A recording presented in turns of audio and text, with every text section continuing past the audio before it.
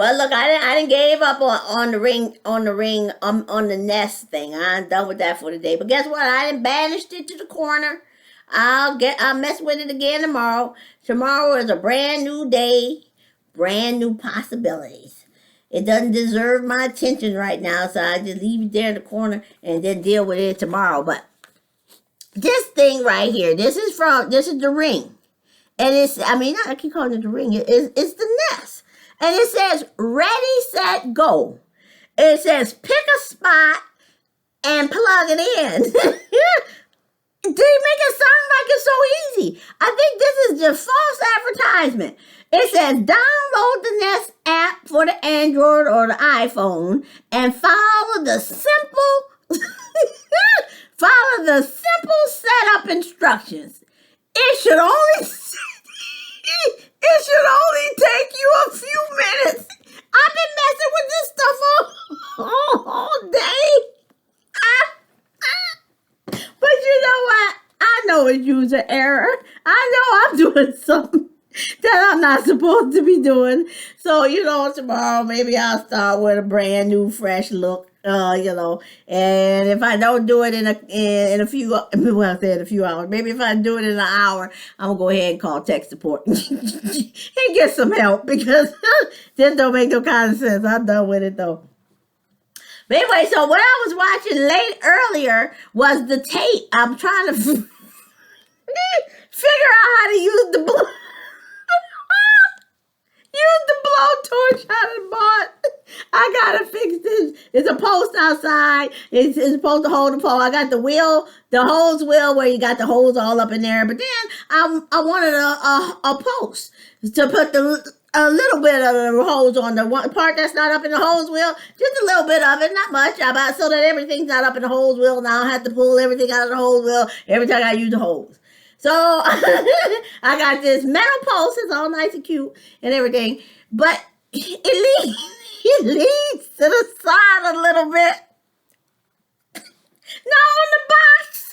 It's not leaning. It's not leaning on the box. It's nice, straight, and erect, and all of this. But on mine, when I put it in the ground, it's leaning. When I put the hose on there, I was like, no problem. I know what to do. I'm well disposed together. So anyway, I went and got the blowtorch. And so now I'm on YouTube trying to figure out how to use the blowtorch. Now the lady in there, she telling me how to, she tell you how to fill it up. She say, fill it up with the butane. And then she's like, now make sure after you fill it up with the butane, you put it to the side so that the gas could dissipate. She said, because you don't want to. She said, because you don't want to find yourself in a precarious situation. Oh. I said to myself, is that my clue? Is that my hint? Maybe I should leave this alone if I don't know what I'm doing, because I don't want to find myself in a precarious situation. But it reminded me of the time when I bought that house in San Antonio all them years ago, 30 years ago, custom built home and all that kind of stuff. And so, you become a homeowner, you got all kinds of stuff you need to do or want to do.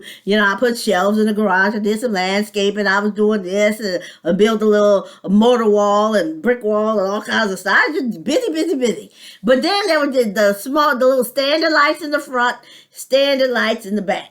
I want to change them out. I want to get those great big dusk to dawn motion detector lights that they have at Home Depot. So that's what I went to. I went bought the lights, one for the front, one for the back. Got home, got my ladder, climbed up there, took the stuff loose from the old lamps and all that. I'm going to take them down because I put the new ones up there.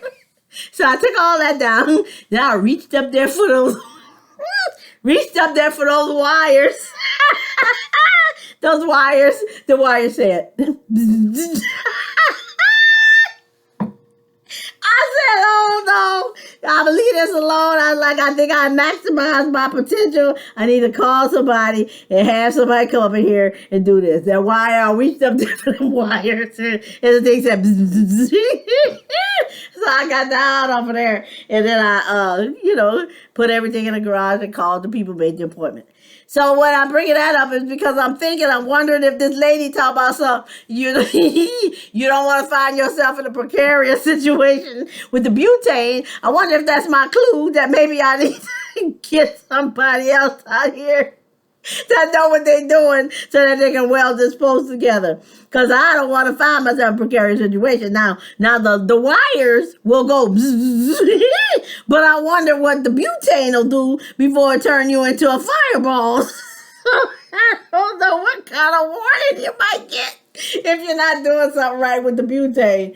So anyway, but then the thought process is, you're in your 30. I'm 30 years old in San Antonio 30 years ago almost. So anyway, you think, okay, unicorns and rainbows, and you got your whole life ahead of you, and it's like you got so much stuff that you purpose to do and you want to experience, and all these trips you want to take, and all that kind of stuff that you got to live for.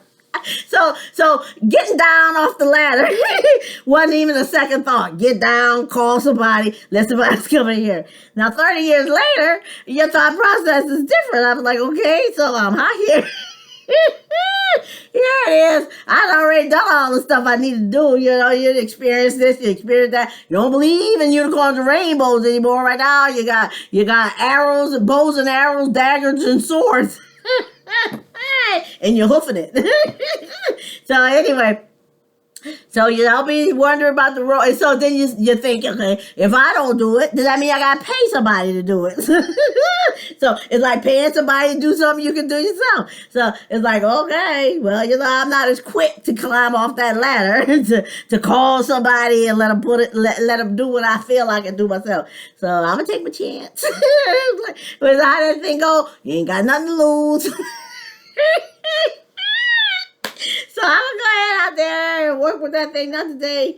It's Saturday. Tomorrow, I'm working on a ring. I'm gonna get the ring set up first. That way, if I find myself in a precarious situation, at least it's on camera.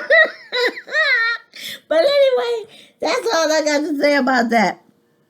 Let's see what else I was gonna talk about today. I don't even know. I guess I want to say that, but what we talked about earlier? We talking about I don't even remember what we talked about earlier, but there's always stuff to talk about. I was talking about the man on the news. Oh, I can tell you about the time when I was a guest of the county. Because, see, when y'all were young, you all were in school and all the little babies, you're young and all this other kind of stuff. And I was still going through my struggles with this situation with Elizabeth and all in 2007. I'm in your area. Y'all are little. You don't know nothing about it. Because 2005, 2006, 2007, I was right there in Charleston County. Guest of the county. Y'all were living out there in James Island. Then, of course, you moved to Aiken at some point. But I wasn't far away. I was in South Carolina, too, for those 3 years. But anyway, when you're raising your kids before all this stuff happened, when Reggie and I are raising our boys and doing all the things they're supposed to do and giving you good childhood experiences and rocking you to sleep and tell you bedtime stories and taking you to the park and doing all these little things and stuff like that. You'll be thinking about all the possibilities for your kids. What they're going to be, doctors, lawyers, Indian chiefs, all these other kind of stuff, and all the experiences and things that they might have, and all the things you want to do to stimulate their brain so that they can have these neural pathways so that they can learn fast and pick up things quickly and all. So you never once in my mind during all that time when things were good with us and I expected us to continue along that journey, never once did I ever consider that my children may someday end up in the penitentiary. End up as a guest of the state, county, or federal. But the fact that y'all went through what you went through, there's a real possibility that you could. And then once you do watch this TV and you see all this stuff, I think they say something about like 1 in 3 black men will at some point in their lives end up institutionalized, end up in the penitentiary, end up sometime incarcerated in their life, even if it's just for a short time, but they're going to end up incarcerated. You don't think about that when you're raising your kids and tucking them in at night and things like that. You expect all the good things. You want to prepare them, but I used to say plan for the worst, but hope for the best. So you want to prepare them for worse things, but at the same time, I would never sit down and counsel my kids about how to get along and survive inside an institution. But since I was in one, I was guest of the county.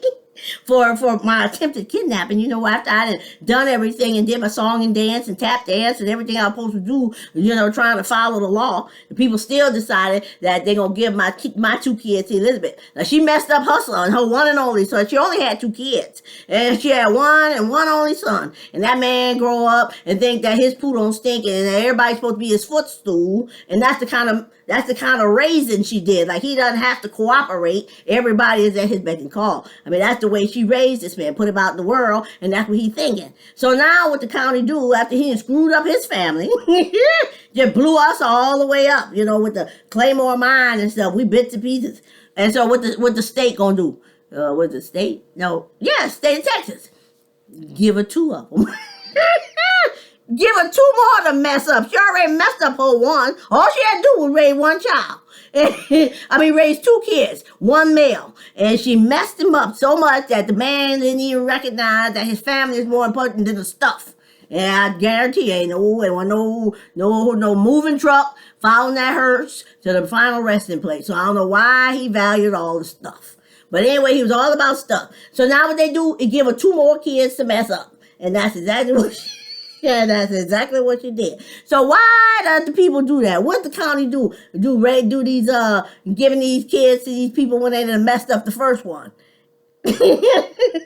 And the one person fighting for you, they decide that they're going to remove me from the equation. But you see, that's what the devil do. You know, they take out the strong one, and then they put out all the other people, because the devil already know he got Elizabeth, got he in her corner. So he can have his way with her, so that's why they give her him. But anyway, I was gonna tell you, since I was in that time, I was in that place for 3 years dealing with the people. And the thing is, after the first week, I realized that I can't socialize with these people. You can't get around with these people. Are in arrested development. They got this the middle school mentality. The best thing you can do if you find yourself in a place like that is keep to yourself. See, I was in my 40s. I was 41 when I was out there. So I wasn't trying to be friends with anybody. I wasn't trying to impress anybody. I wasn't trying to, kumbaya with folks or none of that. I wasn't trying to play no game. But see, when you're in your 20s, you're different. You probably want to impress people. You want to get to know people. You want people to like you. You want to like that.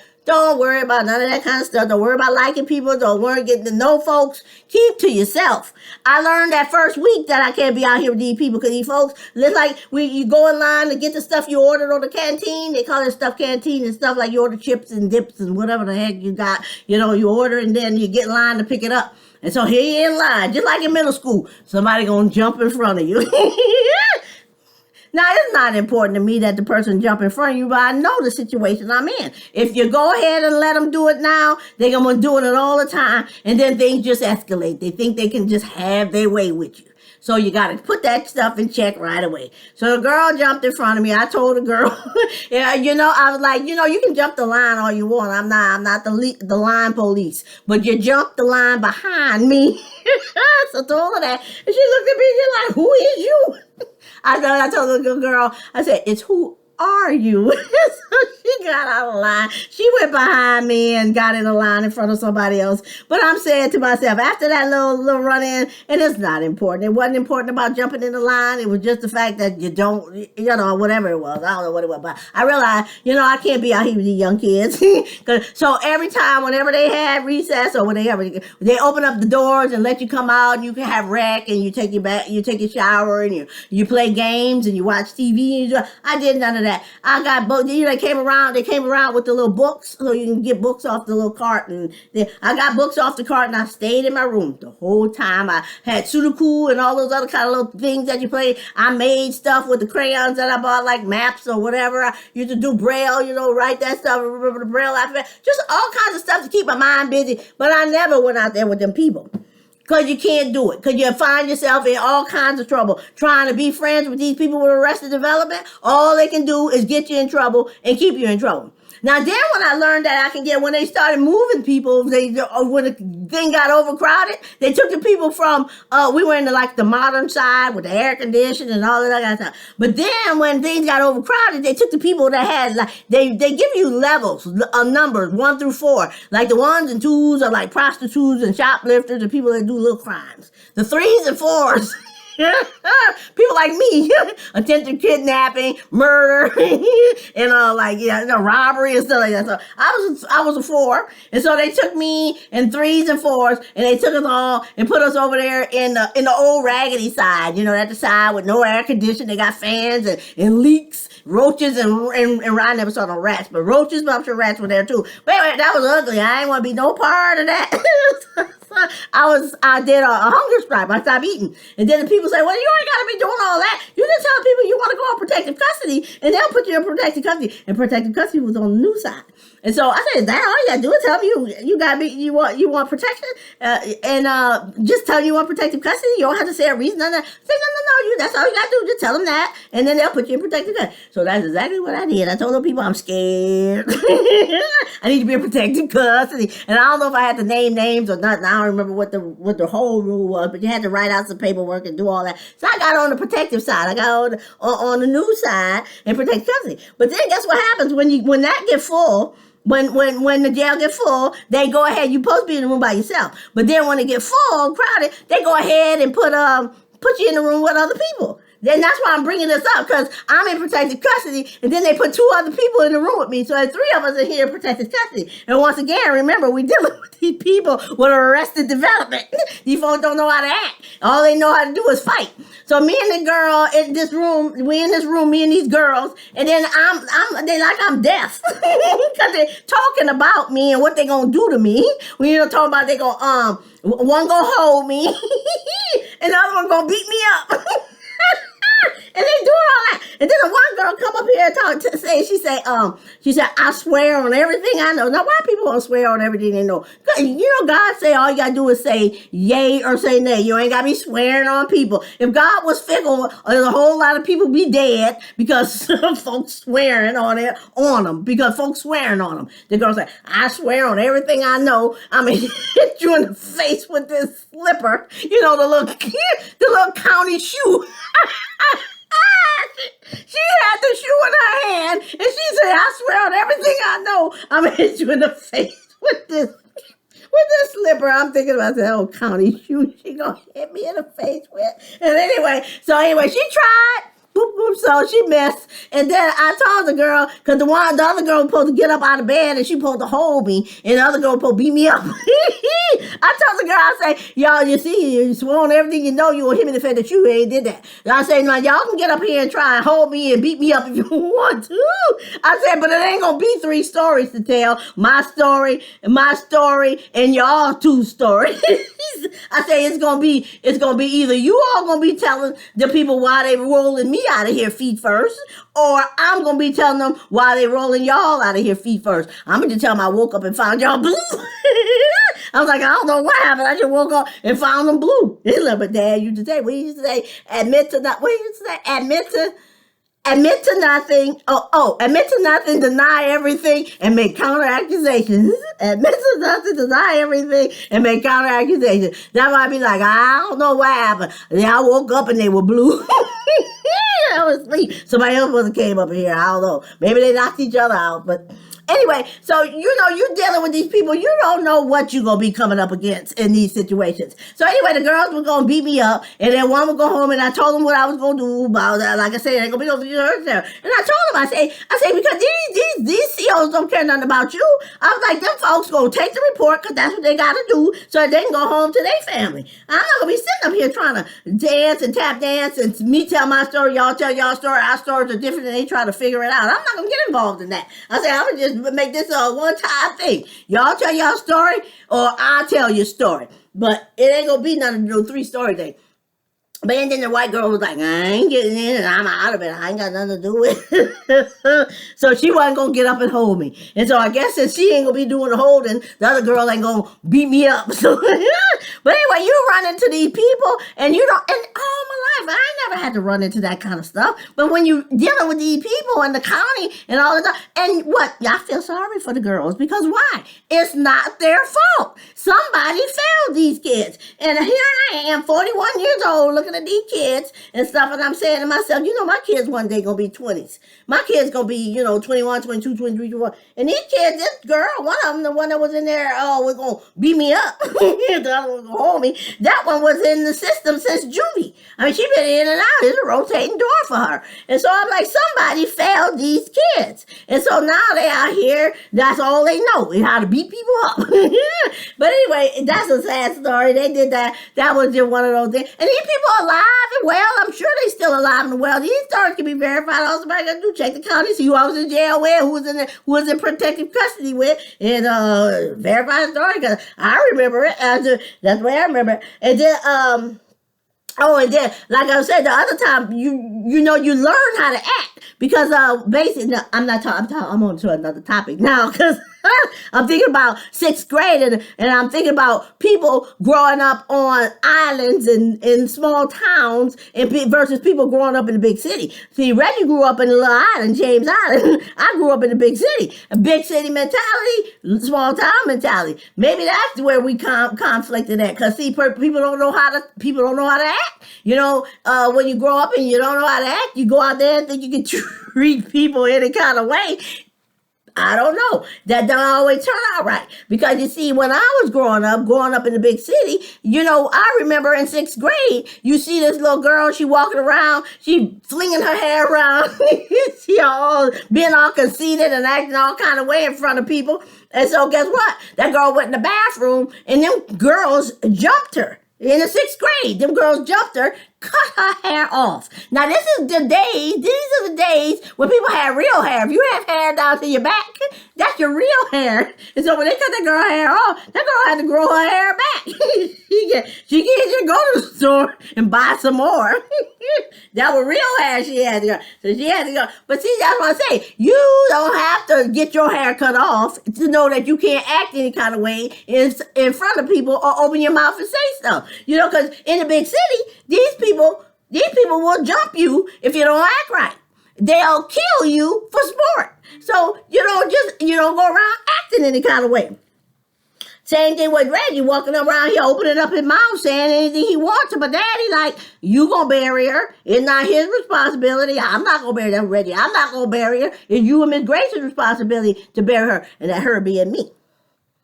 Well, you can't open your mouth and say that to people, because what people supposed to do with that information? I would wonder, what is a person supposed to do with that information? Well, my dad just go home, smoke his pipe, and wait for the phone call? You wonder what kind of self-dialogue these people be having when they come up with these words that come out of their mouth. I like, well, maybe that's a small town. Maybe you grow up in a small town, you can just say what you want. Because, and if you don't like somebody, you talk about them real bad. Because, see, when you get on one side of town, you be bad-mouthing people. You be bad-mouthing people in a small town, and it matters because, they see you at church, they see you at the grocery store, people be looking at you sideways and all kinds of stuff because the people that spread ugly things about you. Well, you grow up in a big city, people don't care if they talk about you. You could be talking about me over here at the bingo hall or at the skating rink or at the grocery store. That don't matter. Nobody over here know me because I live way on the other side of town. So, in a big city, we don't care about you bad-mouthing us and calling us ugly names and spreading rumors. But in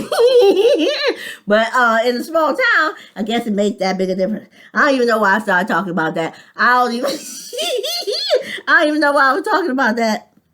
I was talking about the girl with the shoe. Don't hit me with that county shoe. And I don't know. I just didn't have nothing to say. I just thought I'd throw something up in there. When people got a normal life, they get to know these little excerpts and little experiences that their parents had because, when you're growing up in the household with somebody 18, 20 years, I'm in the house for 25, 30 years, but you learn about your parents and little excerpts that of their experiences and things that they've done and had and all that kind of stuff because of conversations that you had, things that you pointed out, stuff like that. My kids don't have that. So this is the best I can do. Just throw it out there. This is my experience. This is my life. For better or for worse. But anyway, tomorrow is another day. Maybe I'll come on tomorrow and say something. Maybe I won't. But it's all good. It was 24 minutes. I guess I better turn it off because, like I said, try and keep it short. And that's all I got to say about that, y'all. Have a good night. It's a weekend. I hope you have a good weekend. I'm going to have one. A good weekend. Maybe I won't mess with the butane.